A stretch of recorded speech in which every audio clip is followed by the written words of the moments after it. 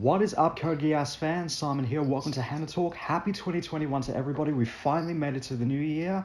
And to start off 2021, I am here with a very special guest. Now, she is an actress who is best known to fans as Karen Strassman in the Code Geass series, but she's also played across in series such as Lucky Star, Monster, Fate Stay Night, Rose and Maiden, K-On!, Bleach, Fate Zero, and so much more. Please welcome the amazing Karen Strassman. Hello, that's so kind of you. Thank you. Thank you very much indeed. Welcome. That's absolutely no problem at all, Karen. How are you? I'm really well. I'm just so grateful these days. Just so grateful for all the good things within the midst of the craziness. Absolutely.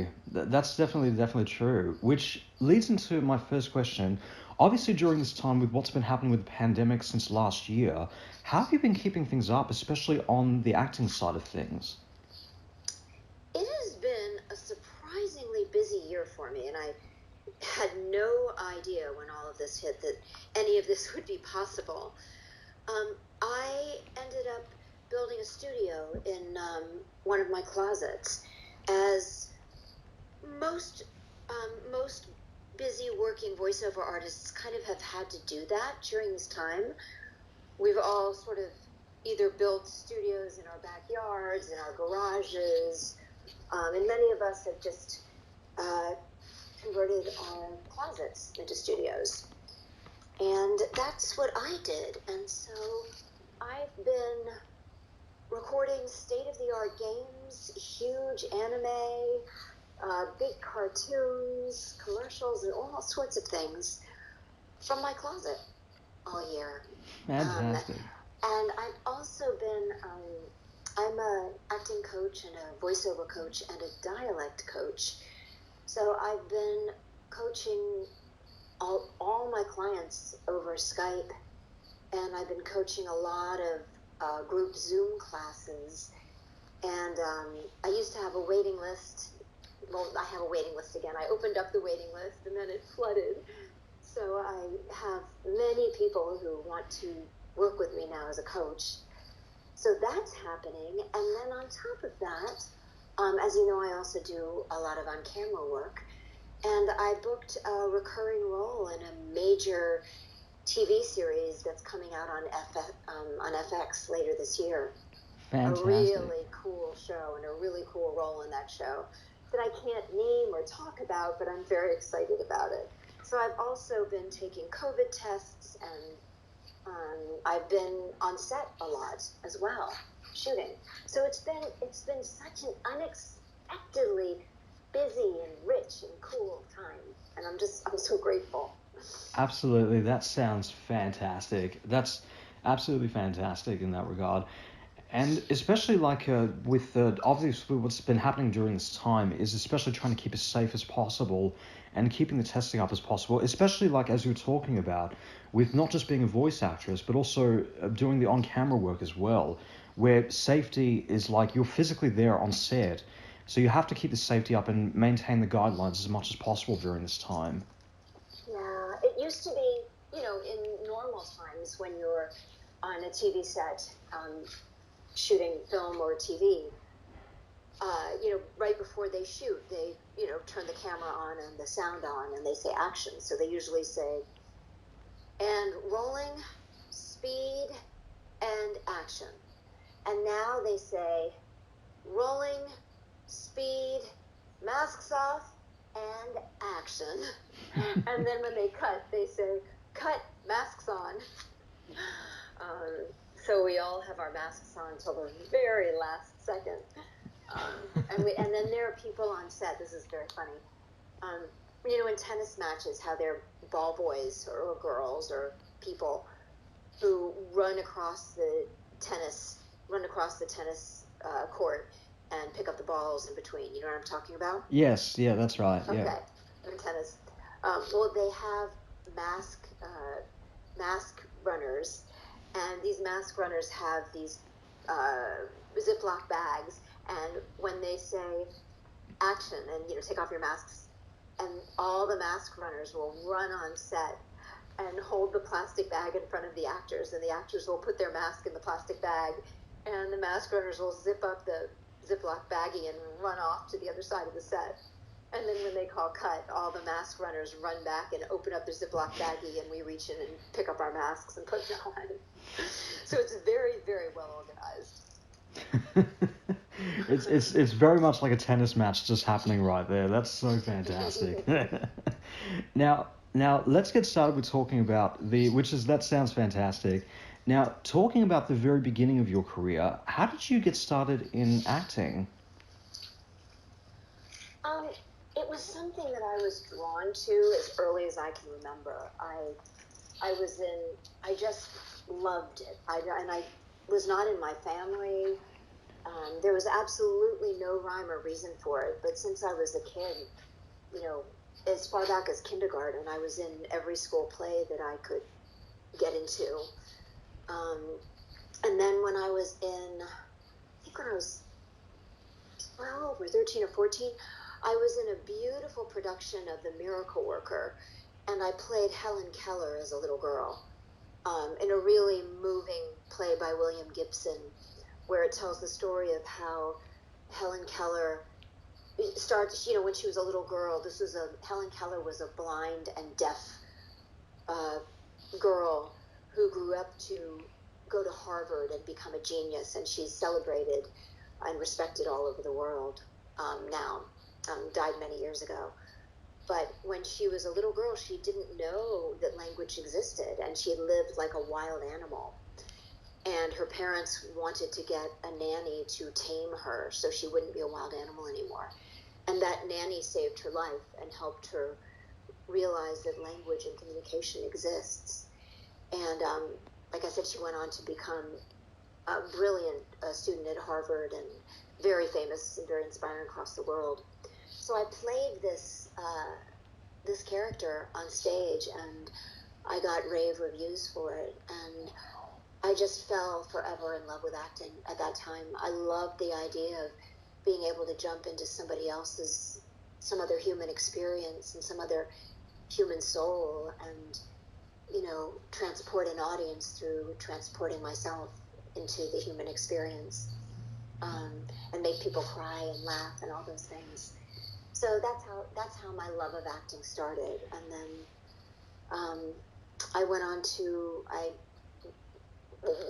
go to Juilliard when I graduated, but I didn't think I was good enough. There are people who had told me that I wasn't pretty enough to be an actress, and that I wasn't ugly enough to be a character actor. So I didn't know anybody who'd ever done it. And I thought, well, maybe I just am not good enough or pretty enough, or I can't, even though I'd won all the acting awards in high school.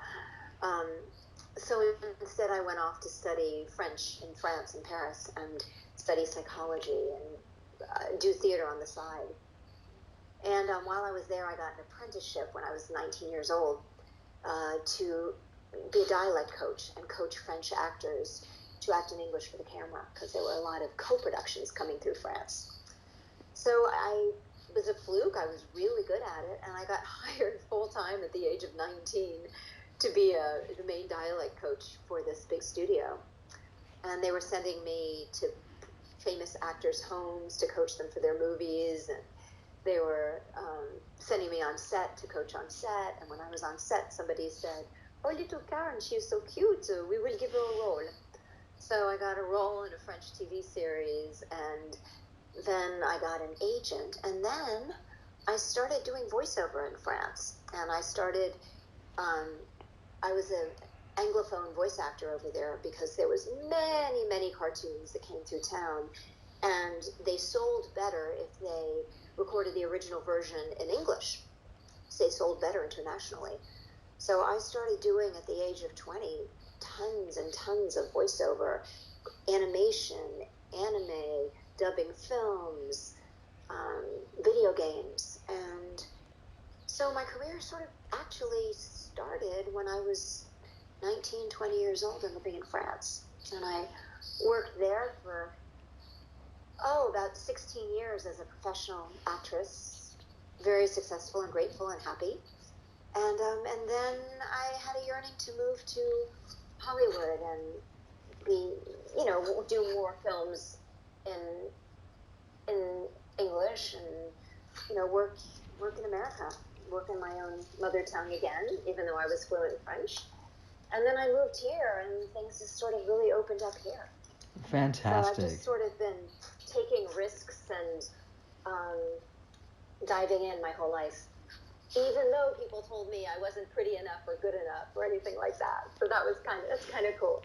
That's fantastic. And you absolutely proved them wrong.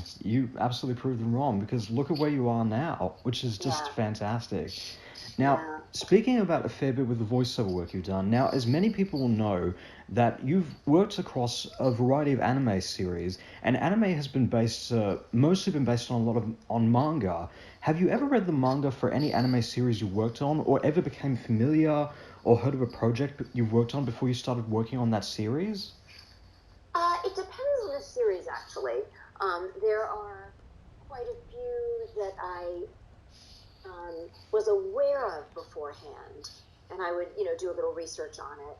And there are many that my education was from being in it, or once I was in it, I became curious about the manga, and I would read them a little bit. But often I was just cast, and then I got to know more about the project after being cast in it. Right. That's fantastic.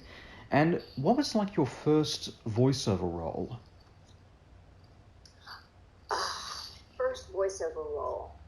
My first voiceover role was, I was recording, this is going to date me, I was recording cassettes, those little plastic things, for a magazine in France called Hi Kids that taught French children to read and speak English. And it had a cassette tape that went along with it. And so I was doing all kinds of voices for those cassette tapes in that magazine. And then my second voiceover role, I believe, was, and this was when I was 19 or 20, they were doing a film about Saint Bernadette. It was a beautiful artistic film by a very well-known and respected director in France named Jean Delannoy. And he'd made this beautiful artistic film about the Saint Bernadette. And they were looking for just the right voice to match Saint Bernadette. And I had never done dubbing or anything like that before. And they just hadn't been able to find the right voice. So somebody was a friend of a friend who thought, Karen, you should go try out for this because your voice might be okay, and they're having a really hard time finding someone. And I did, and the director fell in love with my voice and said it was exactly what he was looking for. It had the qualities that he was looking for the character, and hired me for that. And I ended up being very, very good at it. That was very unexpected for me. And people found out about me all over town in Paris, and just little by little started hiring me a lot. And that's actually how I gained my education and experience as a voiceover actress. Fantastic. By doing that. That's fantastic. That's absolutely wonderful. And it's really great that, obviously going back to your origins where your acting career started up in France had led you to voiceover work, but also the work that you have today because of that experience. And I think that's absolutely amazing. Absolutely, yeah, 100%. Absolutely. Now, talking about some of your best-known roles. Now, one of your best-known roles was Karen, and I apologize if I mispronounced the name here, Karen Strassman, is that how it's pronounced? Yeah, absolutely. Fantastic. In the Code Geass series. What was it like working on that series? Well, a funny thing, since you're asking about the pronunciation, is, and this is a little trivia thing, in the Japanese version of that anime, her name is actually Karen. Karen. Oh, wow. Karen. And so her name is literally Karen Stadtfeld in the Japanese version. But because of pronunciations, they decided they wanted the pronunciation to sound like the Japanese pronunciation. So they ended up calling her Colin, which is just a fun trivia story that people might not know. It was really a delight to do that series. And one of the reasons is the director, Kevin Seymour, who passed a bunch of years ago and is sorely missed by the voiceover community. He was brilliant. And he was a wonderful director. And he decided that the cast members should not have the right to know what is going to happen next for their characters. So instead of sort of anticipating what was going to happen, none of us knew what was going to happen with our characters.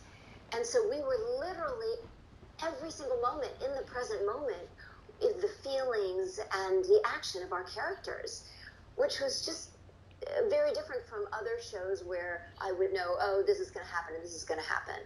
So it was really fun to record for that reason, and also just because the anime itself is so brilliant and so good.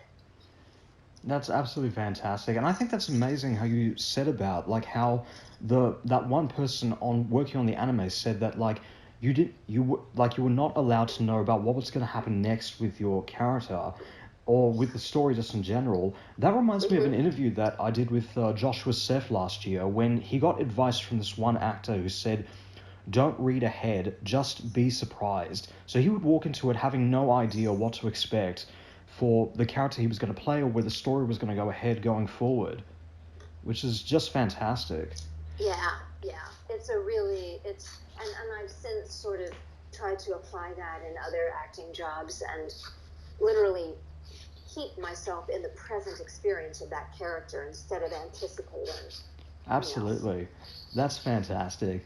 Now, another one of your best-known roles, which was my intro to your work, was Soifon and Momo from Bleach.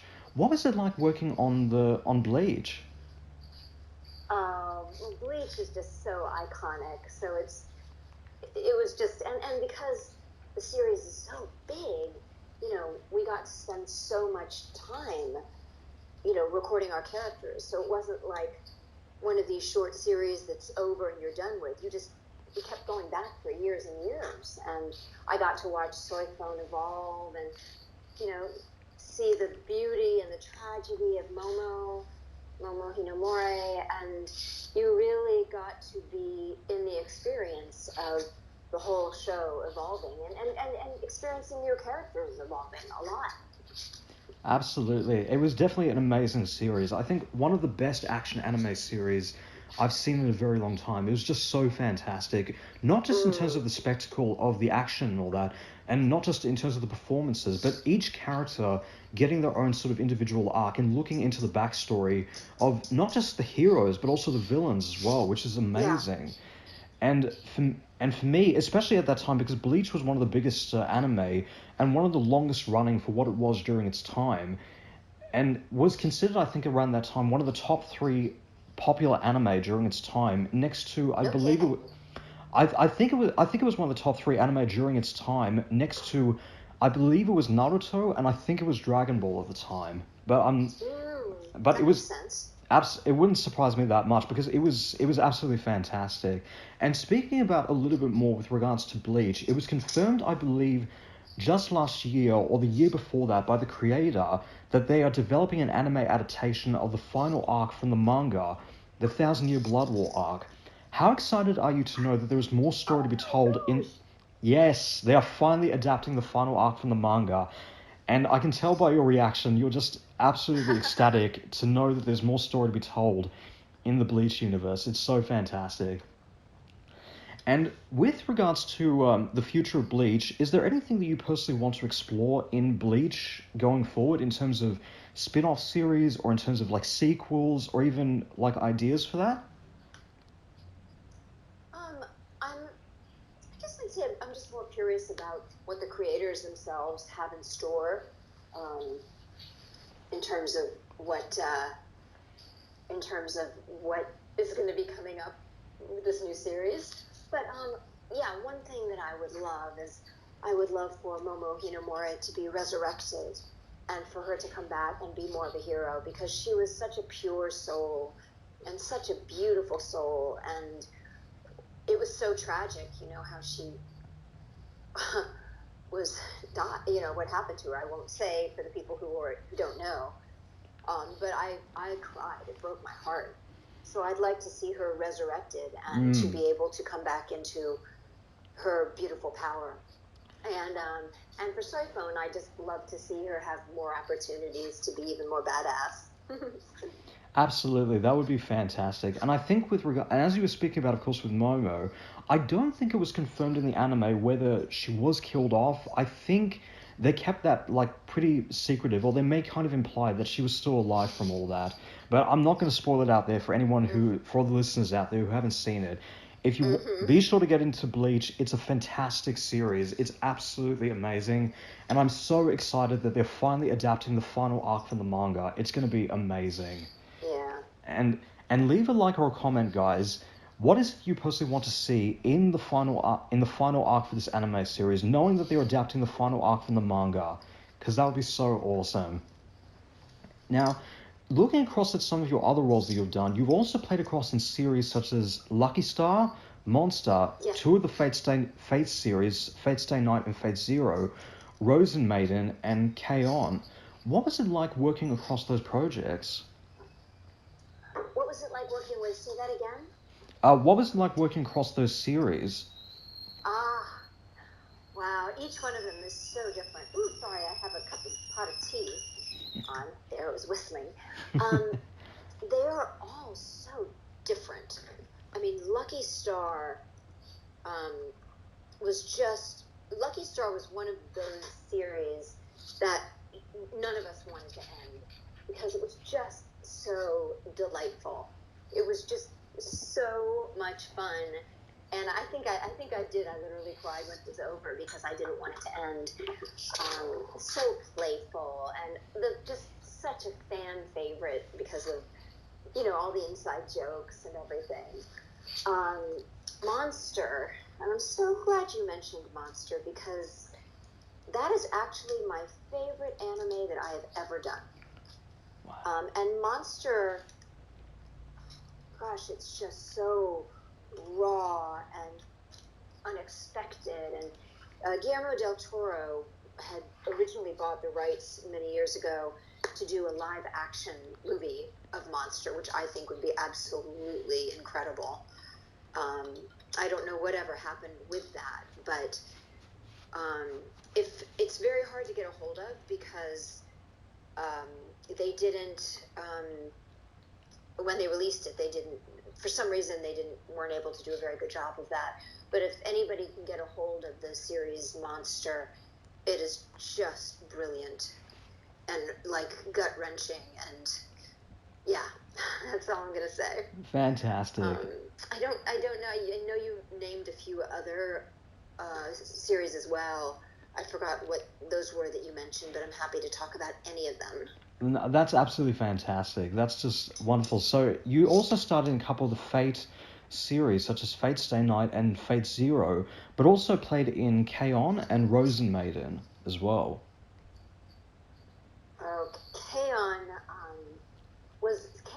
K-On! And Lucky Star I put in the same category because they were so delightful that we just didn't want them to end. And K-On! Is such a big fan favorite, and I really wish there were sequels to that because we had so much fun and it's so endearing and so delightful. And Sawako, with her she really got to evolve. Sometimes in anime you just play the same character and they don't really have a through line or they don't change. And Sawako, she really had such a storyline, and also her punk rock personality, which everybody loved. So that was just such a pleasure. And Rosen Maiden is one of my favorites as well. You're picking so many of my favorites. What I loved about Rosen Maiden was, my character, you could have thought that she was evil and bad because she seemed evil and bad, when in actuality she was just so deeply wounded. And you find out about those wounds if you watch the prequel, which was released after the main series. So that series is just very complex and beautiful and moving and disturbing in its complexity.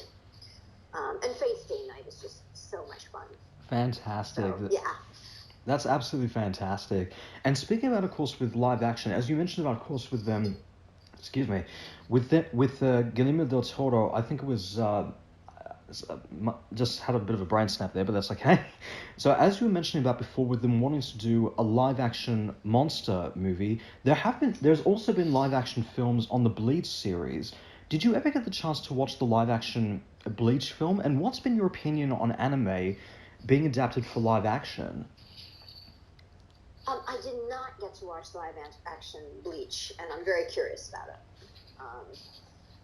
And that's all I know about that. I'd love to get a chance to watch it, and I haven't yet. I think about anime being made into live action, I think as in most things, it just depends.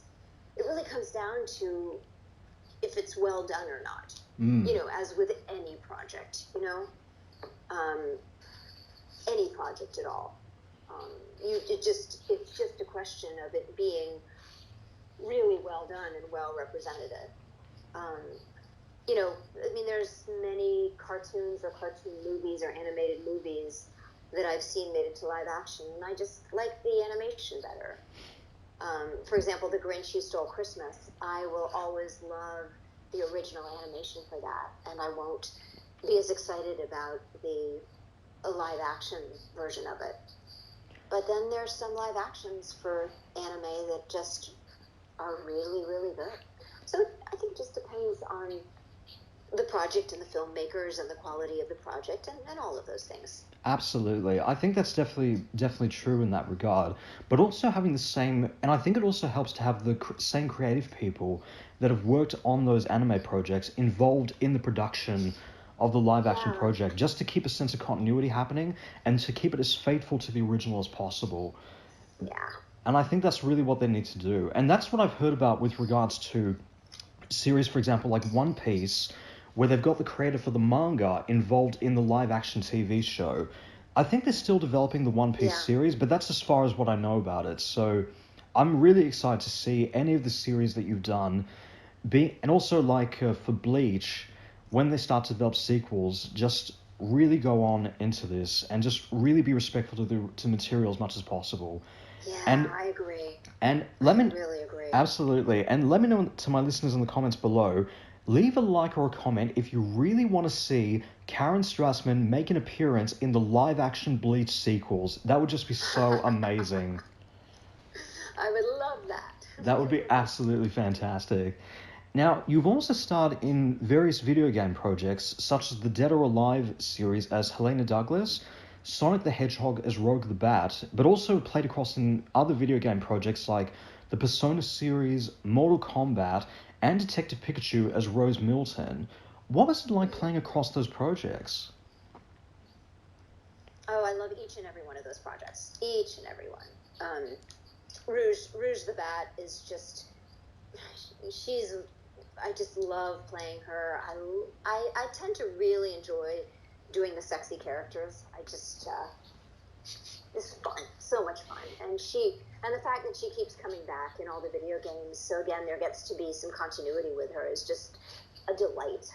And the Sonic series is so good. It was always so much fun to get to play Melina and Katana in Mortal Kombat, and I just have wonderful memories of that. And I love.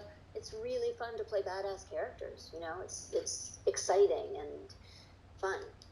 Absolutely. The Persona series is so popular with fans, and I love Aigis and Nanako so much. They're kind of both a part of me at this point. And again, it's just when there's a video game series or something like that you get to reprise your character, it makes it even more special, you know, to return to a character that you know and love. And I get so much, fans just really love both Nanako and Aigis, and I do too. And so it's such a delight to get to keep returning to play them. Absolutely, that's fantastic. Yeah. That's absolutely fantastic in that regard. And speaking about, of course, with a couple of the video game projects you've worked on, I've mentioned with Sonic the Hedgehog and Detective Pikachu, Did you ever get to see the live-action Detective Pikachu and Sonic the Hedgehog films? No, I have not. I have not. And again, I look forward to being able to see them. Yeah, I'm very curious. Absolutely. I think, in my honest opinion, and I know to many listeners out there, they will disagree with me on this, but I believe that Detective Pikachu and Sonic the Hedgehog, those two films, in my opinion, broke the live-action video game film curse. They had finally delivered. They finally had given us the video game adaptations we've been waiting to see, and in going forward. And to all my listeners out there listening, because we've got sequels to both those films coming up, let me know in the comments below, guys. What do you want to see in the sequels to Detective Pikachu and Sonic the Hedgehog?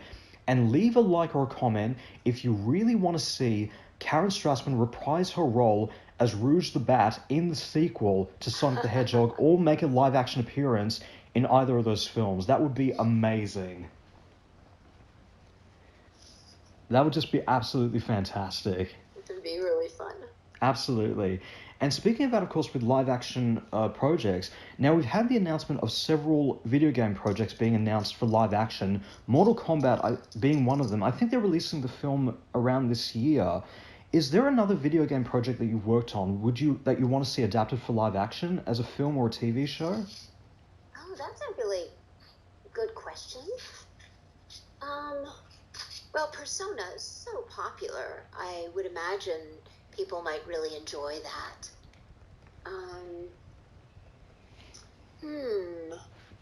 Let me think. I mean, Persona, I think, is a really good candidate for that because they really do have so many storylines that you could really do things with. So I think that would probably be my first vote. Absolute. Oh, that would be fantastic. That would be really, really amazing.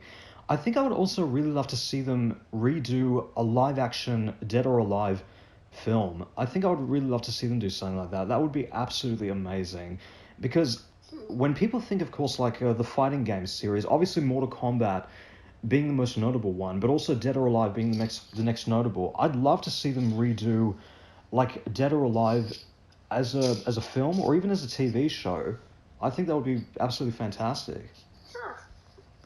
Yeah, I think they just need to get a good storyline going for that. Absolutely. I think that's definitely true. And if you wanted to do, and you mentioned about, of course, like how you spoke about with of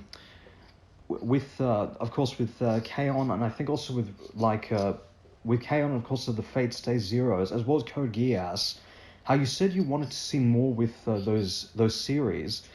Is there another kind of anime that you've worked on that you want to see a revival made for? Oh god, definitely Code Geass, definitely. Let me think. K-On! Definitely. He starred definitely. Let me see what else I would love to see picked up.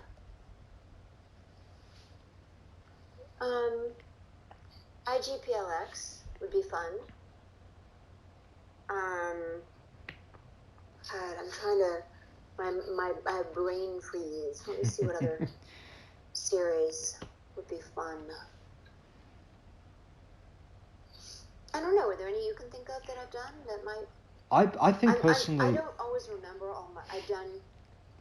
I think on IMDb right now it has me down as having almost 600 credits, and those and a lot of non-union stuff isn't even on there. So I've done so many things that sometimes I forget the things that I do. That's no problem at all. I think personally for me, the ones that you mentioned about, like with K-On! And Code Geass, I think that would be really awesome to see a revival of like them continuing those two shows. And also, I've been asking for a while to see whether they would do a revival of the Bleach series, considering where the anime had left off. And now that they finally announced that, it's just going to be absolutely amazing. So I think if they can manage to do a revival of Bleach, I think anything is possible, really. Yeah, so absolutely. That would be fantastic. And where do you hope to see yourself with regards to acting in the long run? I right now, my most exciting goal is to be a series regular on a really poignant, exciting on-camera TV show. I find on-camera work so stimulating and so visceral, and I just love being on set with other actors and other creatives, and that's one of my really favorite things. So I'd say that, and on a series regular role on a TV series, but I look forward to many more, wonderful video games and tons of, anime and some really beautiful, fun animation as well. I really love all of it. I'm lucky to get to do all of it. That's fantastic. That's absolutely wonderful. And without getting into any spoilers, what's next for Karen Strassman for the fans to know about? Let's see. I again have this recurring role in a very big FX TV series, and I can't say what it is, but I'll be able to announce it on social media sometime this year. My Instagram is @Karen Strassman. My Twitter is @Karen Strassman, and I have a Karen Strassman fan page on Facebook, and I try and kind of keep people abreast of what I'm doing there. And then there's a whole bunch of video games I've done recently that I can't talk about either. I just was in the Spider-Man animated movie. I did a whole bunch of smaller roles in that, which was really delightful. And I have a feature film that will be coming out probably sometime this year. It's called The Onania Club, and it's going to be a very, very controversial film by Tom Six, the maker of The Human Centipede. Oh, wow. So those things are coming up. And I'm trying to think if there's anything else that I can actually talk, that I'm allowed to talk about. We sign so many NDAs these days.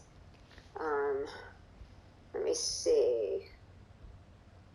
I think people, if you haven't played Resident Evil 2 Remake, you can see me as Annette Birkin, the scientist, and that almost won Video Game of the Year last year. It was very, very popular.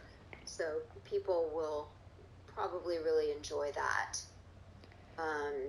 They can see me in the new release of World of Warcraft Shadowlands. I reprise Chromie, the time-traveling dwarf.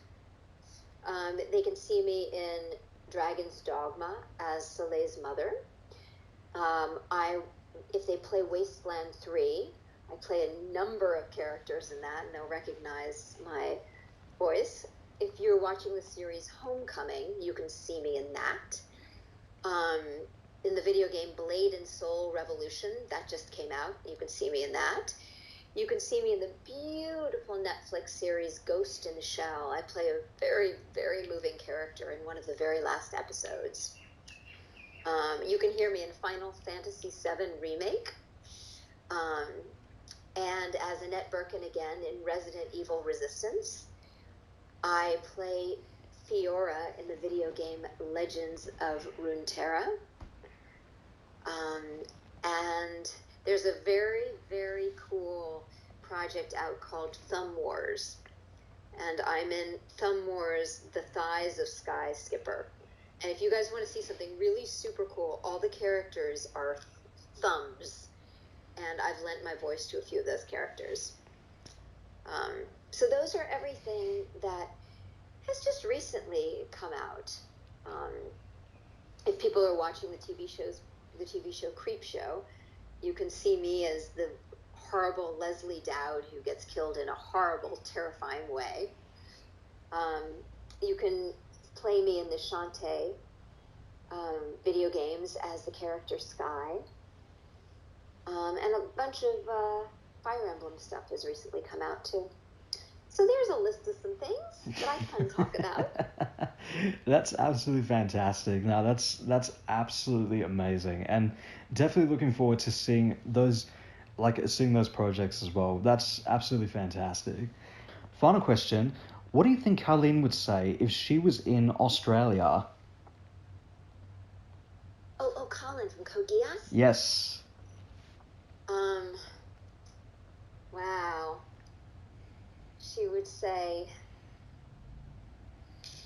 I'm in love with Zero. He's my mate.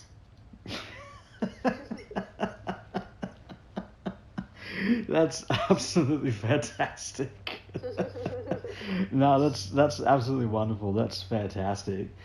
Karen Strassman, thank you so much. It's been an absolute honor. It's my pleasure. It's a real delight to talk with you. Absolutely. And is there anything you would like to say to the fans out there in Australia and in the world? Well, first of all, just you guys, thank you so much for your support and your enthusiasm.